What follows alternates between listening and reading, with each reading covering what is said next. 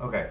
Hey, so a few days ago, something pretty cool happened, and I didn't talk about it because I've been sick for like a week now, and I'm finally able to speak, even though my voice and nose is still all nasally. However, what happened a few days ago is that ultramarathoning legend Jim Walmsley qualified for the U.S. Olympic trials in the half marathon with a time of 1 hour and 4 minutes exactly. So the cutoff is 1 hour, 4 minutes, and he ran that time. He made it by like the slimmest of margins, but he did it. And if you're wondering who Jim Walmsley is and why this is such a big deal, Walmsley is a former U.S. Vet. He's 28 years old. He was a pretty decent Division I runner in college. I believe he made it to nationals more than a few times in the 5K, at least. And for the last couple of years, he's been tearing up as an ultramarathoner. He's most notably known for running the 100-mile Western States race in 14 hours and 30 minutes. And that is a course record by a long shot there. It's probably one of the fastest 100 miles raced ever.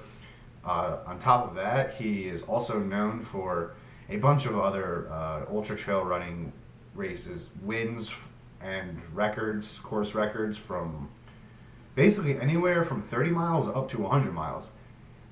And the debate for so long has been, well, how good could these ultra marathon stars be if they raced actual Olympians and professional track athletes and road racing athletes? And now we know. He ran 1 hour, 4 minutes, qualified for the Olympic trials. He is probably up there as the best when it comes to ultramarathoning, distance running.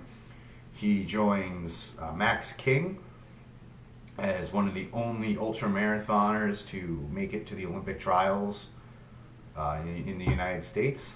So what this says is that, yeah, the ultramarathoning scene, the top talent are wicked talented. To get to the Olympic trials is an accomplishment on its own. And it's fantastic, and I congratulate him. I was rooting for him because it's great. I love seeing American runners do great things, and this is one of them. And plus, he blew us all away with what he did.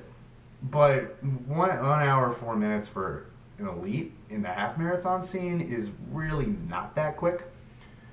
Sure, for America it might be, but to be like quick in the half marathon scene, I mean, you have to be running 62 or less at the very least.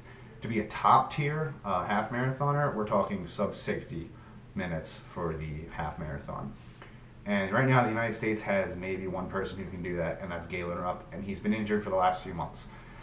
So, 1 hour, 4 minutes for ultramarathoning legend Jim Walmsley is a very good time. It shows that he is competitive against the regular marathoning crew of the United States. It doesn't show that he's competitive enough to either be on the Olympic team for the marathon or be competitive on the world stage in the marathon. I personally think that he has a very good chance at making the Olympic team in the marathon. Right now, we do have a vacuum of talent there. We have Galen Rupp. He is a 2:06 marathoner. He's wicked fast. He's the reigning bronze medalist from 2016. But other than that, I mean, the closest I've heard is 2:12. Dathan Ritzenheim is a 2:09 guy, but again, he hasn't been in form in many years, since 2012, honestly. So yeah. Walmsley has a good chance at making the team. And the craziest part is that while he did specific training for this, he didn't really do specific training for this. Not in the way that someone like Sage Kennedy, another ultramarathoner who's trying to come down and get back to the Olympic trials for the marathon, was doing, where he went like 6 months just straight up training for the marathon. Walmsley kind of dropped down a little bit, did more specific stuff. And then in an interview with Runner's World, he said he's going right back to doing like 30-mile runs in the Grand Canyon. And next month he's going to be racing ultramarathons. So it's really cool to see that a guy can train for ultra marathons and still kill it in the half marathon, marathon courses. And I'm actually very excited to see what he does next and what he does at the 2020 U.S. Olympic Trials. So thanks for watching. Yeah, that's so thanks for watching, and yeah, peace.